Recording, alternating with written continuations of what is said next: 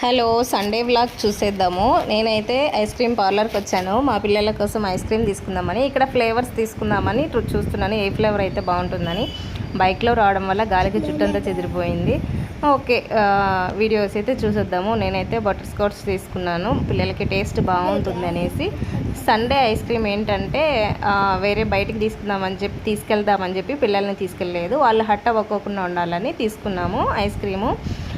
చర్చికి వెళ్ళి వచ్చేటప్పుడు తీసుకున్నాము. మా టేబుల్ రోజాకి సండే బాగా పూలు మంచిగా పూసినాయి, బాగా నచ్చినాయి నాకు. ఫ్రైడే సండే ఫ్లవర్స్ వస్తే నాకు చాలా హ్యాపీగా ఉంటుంది ఎందుకో మరి. మా పాప హట్ అయింది, నేను బయటికే వెళ్ళాలా, నాకు ఐస్ క్రీమ్ వద్దు ఏమొద్దు అని.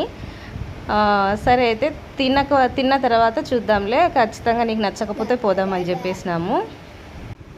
చిన్న కూతుర్ని ఒప్పించడం అంత ఈజీ కాదు, చాలా కష్టము. ఎందుకంటే వాళ్ళు అనుకునేదే జరగాలని మొండిగా ఉంటారు కాబట్టి.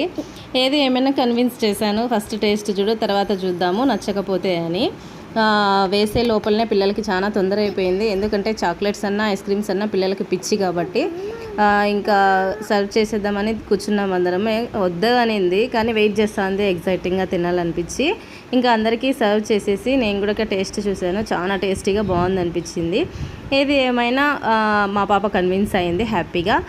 సో మేము కూడా కొన్ని పిక్స్ తీసుకున్నాము. వీడియో నచ్చినట్టయితే లైక్ చేయండి, సబ్స్క్రైబ్ చేయండి. Thank you for watching. ఇంతకు మా ఫ్యామిలీ ఎలా ఉందో